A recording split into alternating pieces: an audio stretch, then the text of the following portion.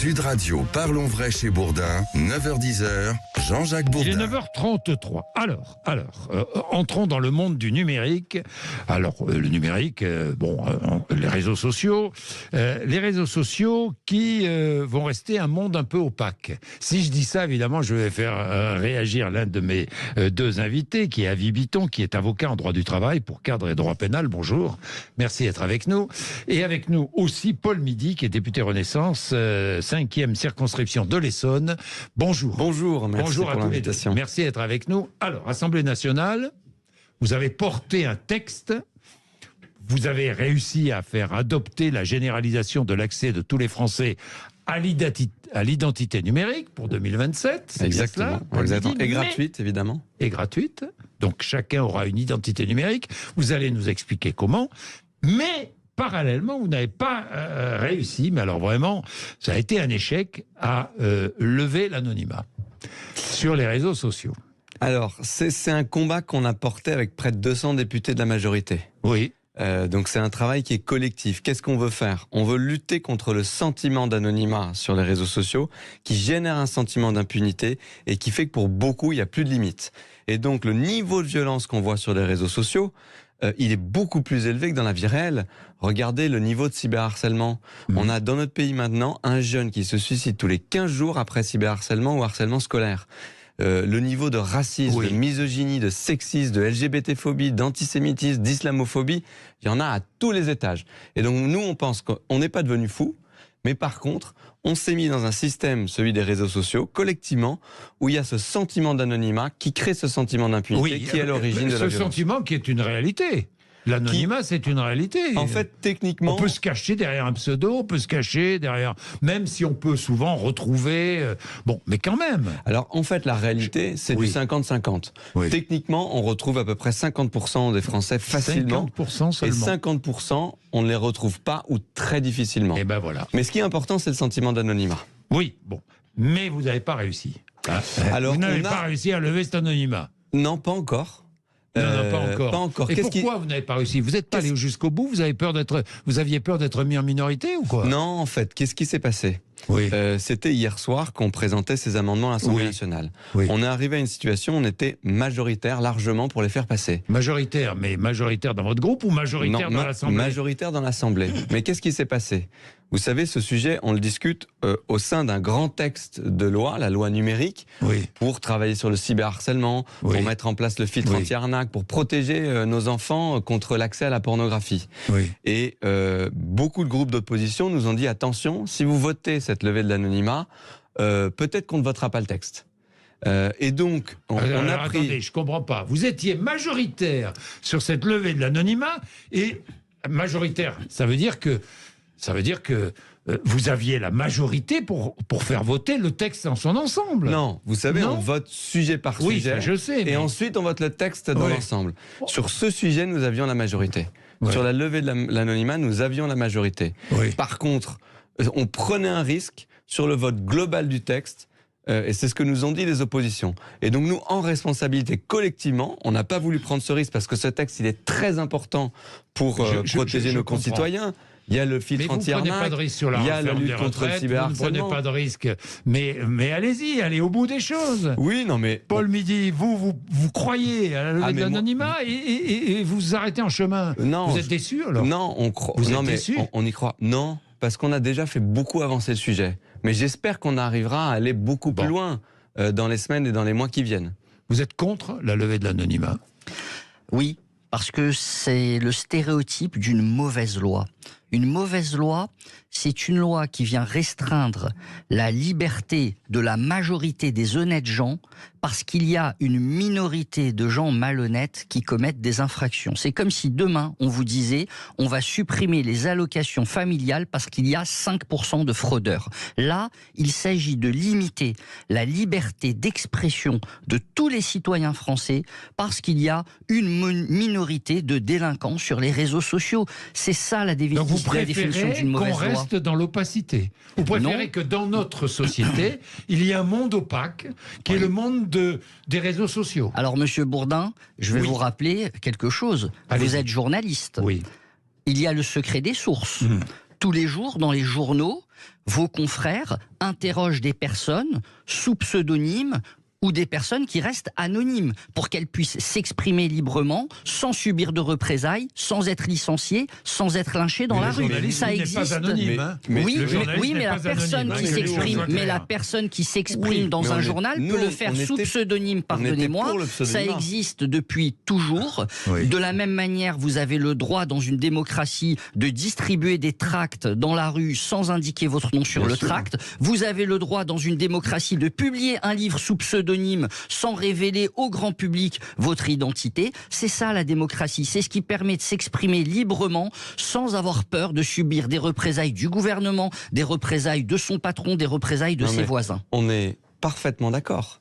Pour bien préciser quelle est notre proposition, on dit oui au pseudonymat, non à l'anonymat, comme dans la vie physique.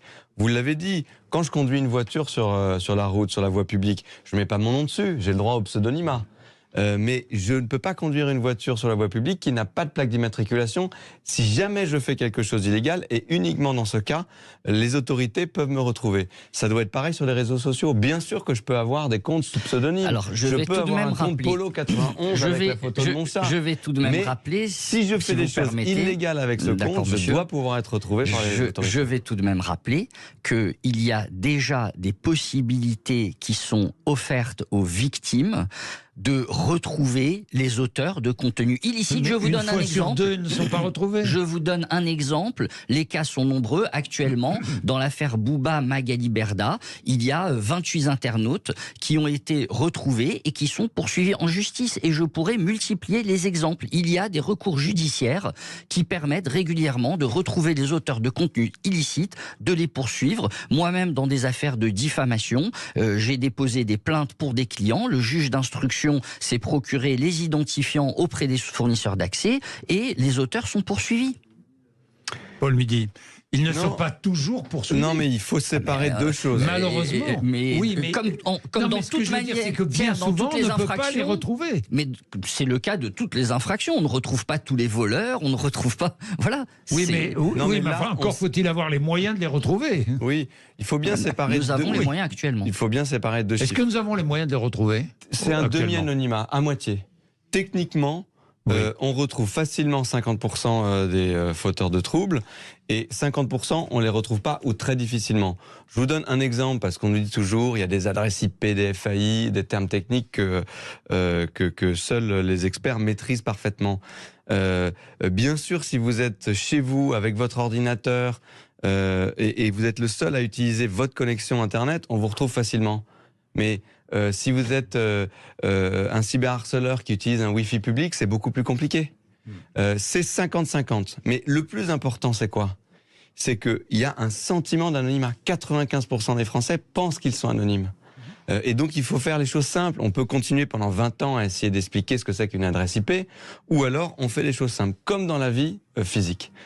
Eh bien, dans la vie physique, quand je me balade dans la rue, évidemment, je ne mets pas mon nom sur ma veste. J'ai le droit au pseudonymat. Mais par contre, si je me fais arrêter par la police, je dois décliner mon identité. Je ne suis pas anonyme face à l'autorité si je fais quelque chose d'illégal. Est-ce que sur les réseaux sociaux, on doit rester anonyme ? Est-ce qu'on peut effectivement utiliser ça serait bien de pouvoir utiliser un pseudonyme, hein, Bien sûr, pseudonyme très important. Un pseudonyme. Il faut que, évidemment, nous on dit oui au pseudonymat, non à l'anonymat. Ça veut dire que je dois pouvoir avoir un compte sur Facebook avec tous les pseudonymes que je veux. Je peux le faire Maryse72 ou Polo91 avec la photo de mon chat. Par contre, et m'exprimer librement.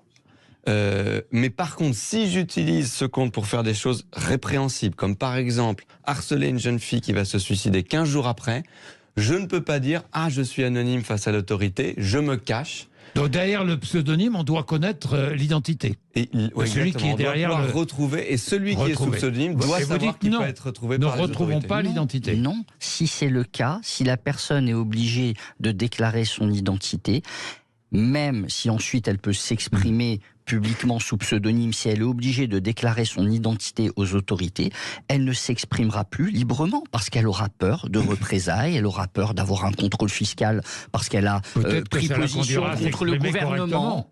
Ou alors, ça l'empêchera d'apporter une contestation à un projet de loi parce qu'elle se dira non, j'ai pas envie que moi, mon entreprise, on fasse l'objet d'un contrôle fiscal ou que j'ai des représailles du gouvernement. C'est ça, si vous voulez. Le problème, c'est que cette loi est faite pour ceux qui commettent des infractions. Mais 95% des gens ne commettent pas des infractions. En revanche, ils veulent s'exprimer librement. Et c'est eux qu'on va restreindre. Il est 9h43, le débat se poursuit. Dans un instant, un peu de pub et on se retrouve. Sud Radio, parlons vrai chez Bourdin, 9h-10h, Jean-Jacques Bourdin. Il est 9h47. Allez, nous poursuivons. Faut-il lever l'anonymat sur les réseaux sociaux? Avi Bitton est avocat en droit du travail pour cadre et droit pénal. Et Paul Midi, député Renaissance de la 5e circonscription de l'Essonne. Il porte le texte à l'Assemblée nationale. Je voulais vous poser une question. Je suis chef d'entreprise. Je suis dénigré par mon concurrent sur les réseaux sociaux, qui n'arrête pas, sous un anonymat, de dire du mal de mon entreprise. Ça nuit à mon entreprise. Ben moi, je n'ai qu'une envie, quand même, c'est qu'il soit stoppé dans son dénigrement, mon concurrent. Eh bien, monsieur, tous les jours, devant les tribunaux de commerce, je peux vous l'assurer, je vous emmènerai aux audiences. Il y a beaucoup d'affaires de ce type. Ce chef d'entreprise, qu'est-ce qu'il va faire? Il va prendre un avocat, l'avocat va saisir le tribunal en référé, c'est une procédure d'urgence pour obtenir la levée de l'anonymat.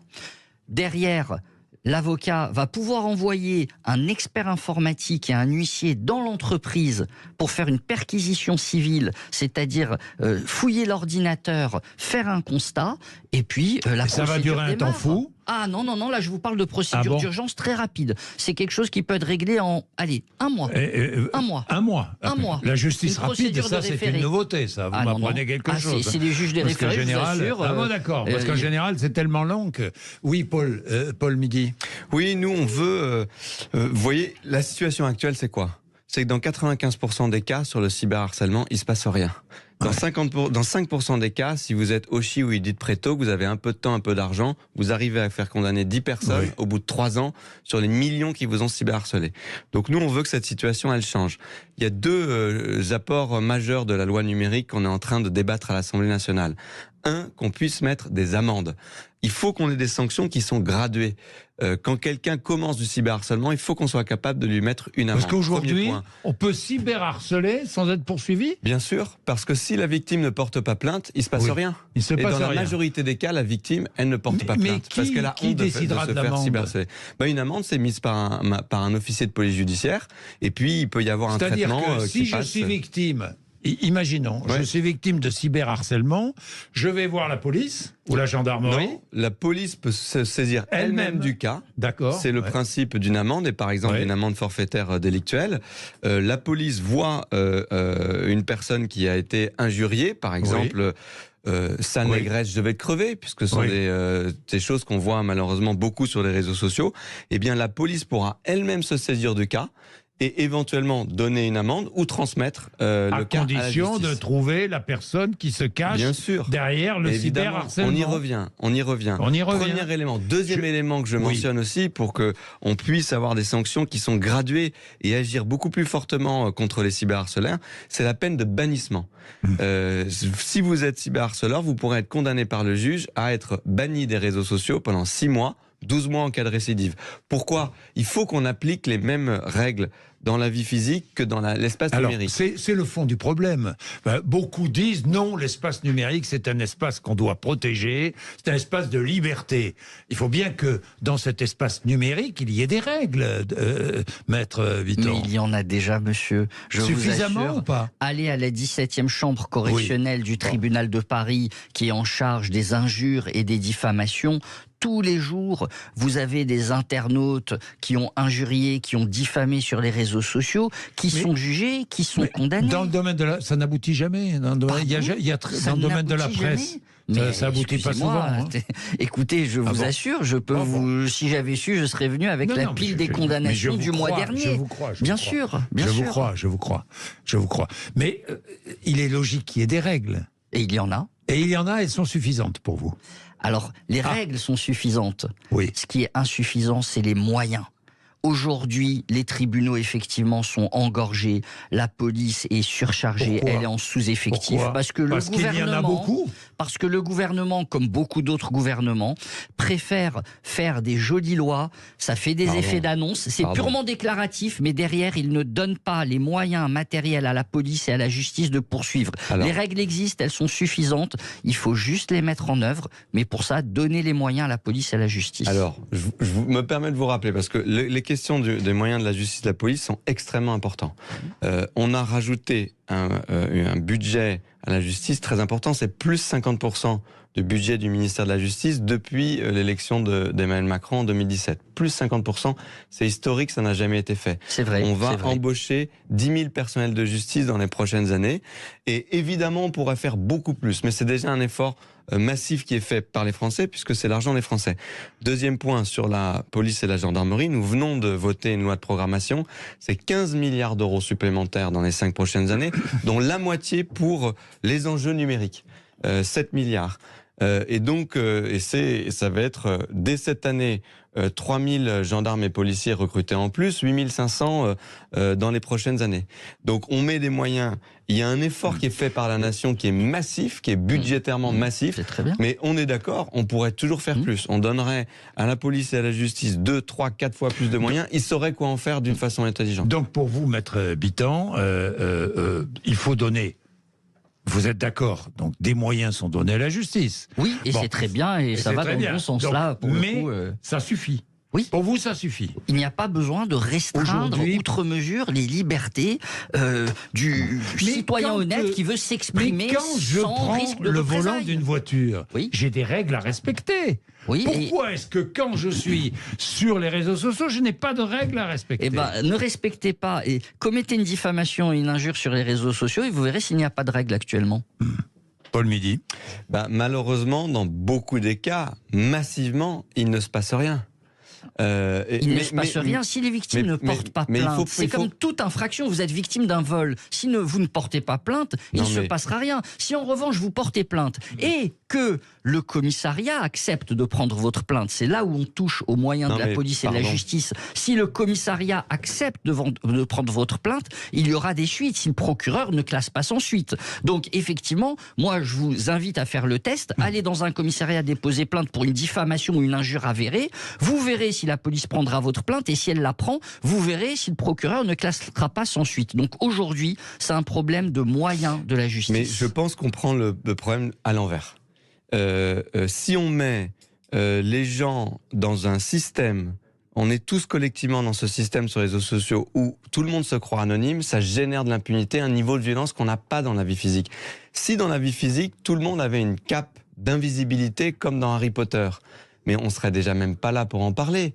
On ne serait pas 8 milliards autour de cette terre, les êtres humains se seraient entretués. Et vous auriez pu mettre autant de policiers, de gendarmes et de juges autour de chaque être humain, on ne serait plus là pour en parler. Alors moi, si vous permettez, je vais faire une autre hypothèse.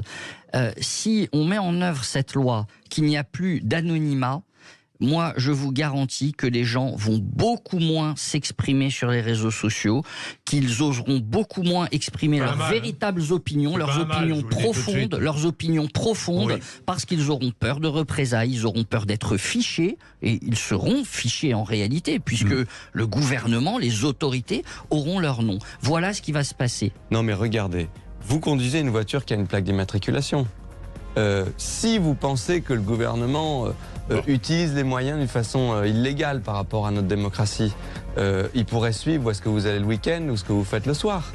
Ça n'est pas comme ça que c'est utilisé, c'est encadré. Nous sommes en démocratie. La plaque d'immatriculation, elle n'est utilisée uniquement si vous faites quelque chose d'illégal. Par exemple, dépasser la vitesse limite ou faire un accident. Bien, merci à tous les deux d'être venus nous voir pour parler du sujet. C'est un sujet dont on reparlera évidemment. Merci de nous avoir accompagnés depuis 8h30 ce matin. Tout de suite après les infos, Valérie Expert et Gilles Gansman reçoivent Raphaël Itier, qui est journaliste réalisateur du documentaire Les Aventuriers de l'ARN Messager sur Arte ce vendredi à 22h30. Il est 9h56. Sud Radio, parlons vrai chez Bourdin, 9h-10h, Jean-Jacques Bourdin.